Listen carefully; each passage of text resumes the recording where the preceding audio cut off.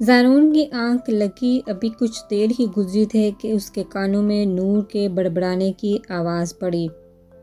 تبھی اس نے سر اٹھاتے اسے دیکھا جو شاید نیند میں ڈر جانے کی وجہ سے مسلسل بول رہی تھی۔ نور میری طرف کروٹ لے لو۔ اس کے کندھے پر ہاتھ رکھتے زارون نے ہلکا سا ہلایا تو اس نے ڈر سے چیختے ہوئے آنکھیں کھول لی۔ کیا ہوا؟ سردی کے باوجود بھی اس کے چہرے پر پسینے دیکھ کر زارون نے نرمی سے پوچھا تو نور نے اسے جواب دینے کے بجائے اپنے اور اس کے درمیان موجود تھوڑا سا فاصلہ ختم کرنے میں 1 سیکنڈ لگایا اور کچھ بھی سوچے سمجھے بغیر اس کے سینے سے جا لگی۔ زارون، وہ مجھے مار دے گا، پلیز تم مجھے چھوڑ کر مت جانا۔ زین کو خواب میں دیکھ کر وہ ایک بار پھر سے ڈر گئی۔ تبھی تحفظ کے لیے وہ اپنے ساتھ لیٹے اس شخص کا سہارا چاہتی تھی جس کی زندگی میں اس نے زہر گھولنے کی کوئی کسر نہیں چھوڑی تھی۔ کوئی تمہیں کچھ نہیں کہے گا، میں پاس ہوں تمہارے، اس لیے ڈرو مت اور سکون سے سو جاؤ۔ اسے ایک دم سے اپنے اتنے قریب دیکھ کر زارون بالکل بوکھلا سا گیا تھا، پر جلد ہی اپنے آپ پر قابو پاتے اس نے نور کو تسلی دی جو اب خوف سے رونے لگی تھی۔ نہیں، وہ مجھے مار دے گا، وہ ہم دونوں سے بدلہ لینا چاہتا ہے اور وہ مجھے بھی میری غلطی کی سزا دے گا۔ کچھ کہتے کہتے اس نے اپنی زبان کو بریک لگائی تو زارون نے اسے خود سے الگ کرتے سوالیہ نظروں سے دیکھا۔ کس غلطی کی سزا اور ہم سے کون بدلہ لینا چاہتا ہے؟ کون تھا وہ؟ تم نے اسے دیکھا تھا کیا اور اس نے تم سے یہ سب کہا؟ پلیز نور، مجھے سب سچ سچ بتاؤ۔ پہلے تو زارون کو لگا تھا کہ ابھی نور سے یہ سب پوچھنا اسے دوبارہ سے وہ سب یاد دلانے اور تکلیف دینے کے مترادف ہوگا۔ تبھی وہ اس دن سے خاموشی اختیار کیے اس کے سنبھلنے کا انتظار کر رہا تھا، پر اب نور کے منہ سے یہ سب سن کر اسے پوچھنا پڑا۔ پتہ نہیں مجھے کہ وہ کون تھا۔ خود کو زین کا نام لینے سے روکتے نور نے پھر سے سر اس کے سینے پر رکھا تو زارون نے اس کی ہچکچاہٹ کو اس کا خوف سمجھ کر مزید کچھ پوچھنے کے بجائے اپنے حصار میں قید کیا۔ سو جاؤ، میں پاس ہوں، اس کی پیشانی پر بوسہ دیتے زارون نے کہا تو نور نے آنکھیں موندی خود کو کوسا کہ کیوں اس نے زین کے ڈر کو اپنے سر پر اتنا سوار کیا کہ اسے زارون کے سامنے وہ سب بولنا پڑا جس کی وجہ سے اس کی آگے آنے والی زندگی مزید خراب ہو سکتی تھی۔ نور کے سونے کے بعد زارون کافی دیر تک اس کی بات کے بارے میں سوچتا رہا، پر پھر اتنے دنوں کی تھکاوٹ اور مسلسل ہسپتال میں جاگنے کی وجہ سے اس کی آنکھ لگ گئی جو صبح اپنے موبائل کی بیپ پر کھلی۔ کس کو مصیبت پڑ گئی صبح صبح؟ الجھن سے بڑبڑاتے اس نے بند آنکھوں سے ہی سائڈ ٹیبل پر ہاتھ مارا، موبائل کے نیچے گرنے کی آواز پر آنکھیں کھول کر اٹھنے کی کوشش کی، پر اپنے سینے پر وزن محسوس کرتے اس نے حیرت سے سر اٹھاتے دیکھا تو نور سکون سے اس کے سینے پر سر رکھے سو رہی تھی۔ اف، یہ لڑکی کل سے میرے ہوش اڑانے میں لگی ہے اور اب اگر میں نے ذرا سی بھی پیش رفت کی تو اس کا منہ بن جانا ہے کہ میرے قریب مت آنا، خبردار مجھے چھوا تو۔ نور کی نقل اتارتے اس نے سر واپس تکیے پر رکھا اور ساتھ ہی شکر ادا کیا کہ موبائل نیچے گرنے سے خود ہی بند ہو گیا۔ رات سے ایسے میرے ساتھ چپک رہی ہے جیسے میں شہد اور یہ شہد کی مکھی۔ ویسے ہے تو مکھی ہی، وہ بھی زہریلی، جو اب ساری زندگی مجھے ہی ڈنگ مارے گی۔ اس کے بالوں میں ہاتھ پھیرتے زارون نے سوچا اور اپنی سوچ پر مسکراتے آہستگی سے اسے سیدھا کیا جو کھسمساتے ہوئے پھر سے سو گئی۔ جتنی تم پیاری ہو نا، کاش اتنی اچھی بھی ہوتی۔ اپنے کندھے پر اس کا سر رکھتے زارون نے اس کی طرف کروٹ لی اور اس کے چہرے سے بالوں کو ہٹا کے نہ چاہتے ہوئے بھی اپنے ہونٹ اس کے رخسار پر رکھے جو ایک طرف لیٹتے رہنے کی وجہ سے سرخ ہو چکا تھا۔ جان ہو تو میری بس تھوڑی سی بدتمیز اور نک چڑھی ہو، ہونٹ اس کی بند آنکھوں پر لگاتے زارون نے آہستہ سے کہا تو نور نے اس کے لمس کو محسوس کرتے نیند میں ہی ماتھے پر بر ڈالے، جس پر مسکراتے زارون نے اس کا ہاتھ پکڑ کر اپنے ہونٹوں سے لگایا اور کچھ لمحے اس کے سرخ ہونٹوں کو دیکھتے وہ اپنے دل کے ہاتھوں مجبور ہو کر اس کے ہونٹوں پر جھکا تو نور نے اپنا سانس بند ہوتا محسوس کرتے ہوئے آنکھیں کھولی۔ زارون کو اپنے اوپر جھکا دیکھ کر پوری آنکھیں کھولتے اسے دیکھا جو سکون سے اپنے کام میں مصروف اس کے دونوں ہاتھ اپنے سینے سے ہٹا کر اپنے ہاتھوں میں قید کر چکا تھا۔ کچھ لمحات کی خاموشی کے بعد زارون نے اس کے ہونٹ آزاد کیے تو نور نے تیزی سے سانس لیتے اسے بحال کرنے کی کوشش کی، جس کی وجہ سے اس کی آنکھوں میں بھی آنسو آ چکے تھے۔ پلیز میرا سانس بند ہو جائے گا۔ اسے واپس اپنے اوپر جھکتا دیکھ کر نور نے جلدی سے نفی میں سر ہلایا تو اس کی معصومیت پر مسکراتے زارون نے تھوڑا اوپر ہوتے اس کی پیشانی پر ایک آخری بوسہ دیا جو شرم سے لال ہو چکی تھی۔ اٹھ جاؤ، بہت ٹائم ہو گیا ہے۔ اپنے منہ زور ہوتے جذبات پر قابو پاتے زارون نے کہا اور پرنسس کو بولتا دیکھ بیڈ سے اٹھ کر کمرے سے باہر نکل گیا۔ نور نے اپنی تیز ہوتی دھڑکنوں کو بحال کیا جو آج پہلی بار زارون کے قریب آنے سے منتشر ہو رہی تھی۔ اف، یہ جلاد کسی دن میری جان لے گا۔ اپنا دوپٹہ ٹھیک کر کے جلدی سے اٹھ کر بیٹھتے اس نے سوچا اور زارون کے آنے سے پہلے ہی بیڈ کا سہارا لے کر اٹھتے جا کر صوفے پر بیٹھ گئی تاکہ پھر سے اسے کسی ایسی حرکت کا موقع نہ ملے۔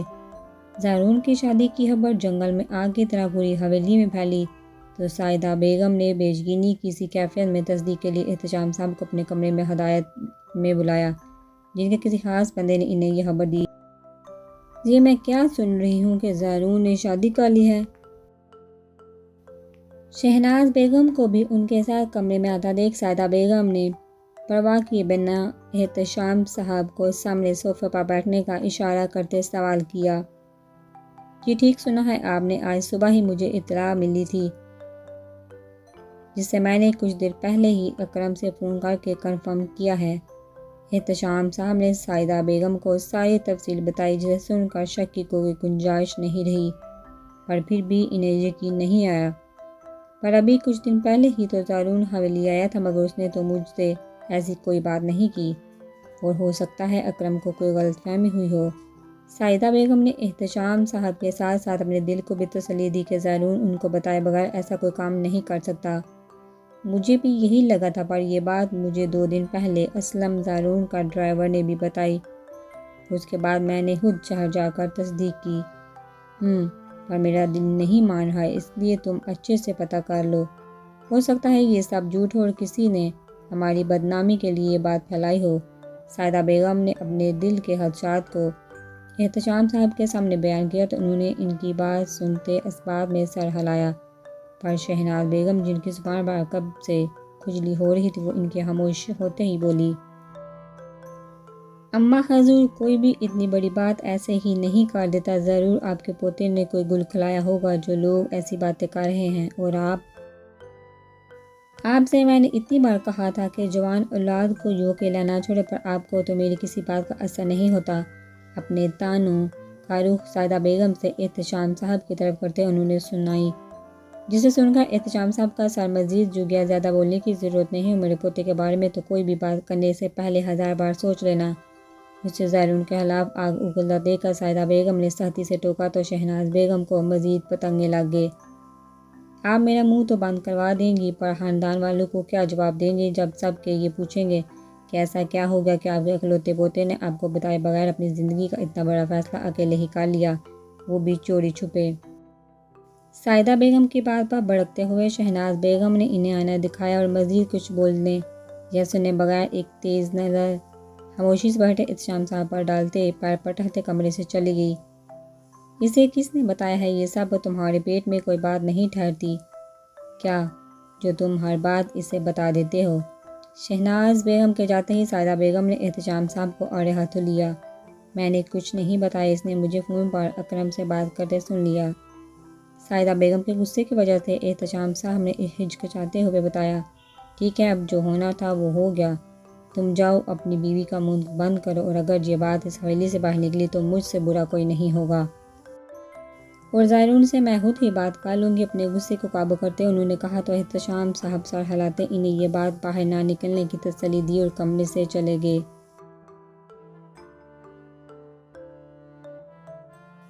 ملائکہ کے گھر میں آنے پر جہاں جنید کی زندگی پرسکون ہو گئی تھی، وہیں خالدہ بیگم کی زندگی میں ایک نہ ختم ہونے والا عذاب آ چکا تھا جو دن بدن کم ہونے کی بجائے بڑھ رہا تھا۔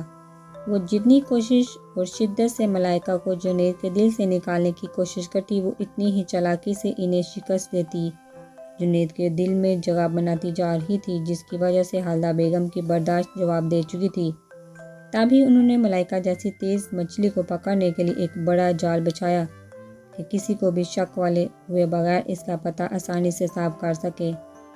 اب دیکھتی ہوں تم میرے شر سے کیسے بچتی ہو۔ گیس کا سلنڈر کا پائپ کھول کر سر پر کرتے انہوں نے اسے فل سپیڈ میں کھولا تاکہ ملائکہ جیسے ہی ماچس جلائے تو آگ پوری طرح سے پھیل جائے۔ کہتے ہیں اگر گھی سیدھی انگلی سے نہ نکلے تو ٹیڑھی کر لینی چاہیے۔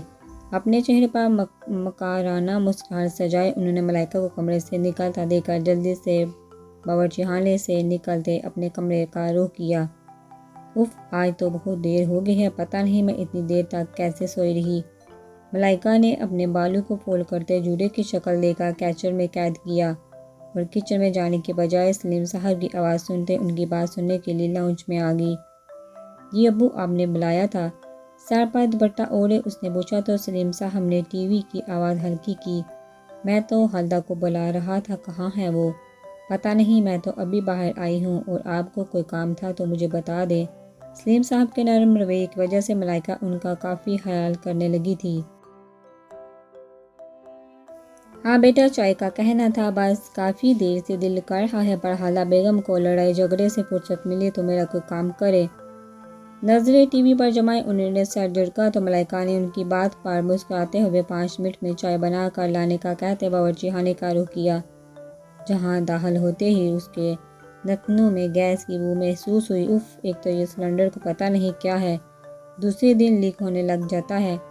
قدم آگے بڑھاتے اس نے خود کلامی کی اور پہلے بھی کچن سے اس طرح کی بو آتی رہنے پر کچھ بھی سوچے بغیر شیلف پر پڑی ماچس جلائی تو ایک دھماکے کے ساتھ پورے باورچی خانے میں آگ پھیل گئی، جس سے آتی ملائکہ کی چیخیں پورے گھر کو ہلا گئی۔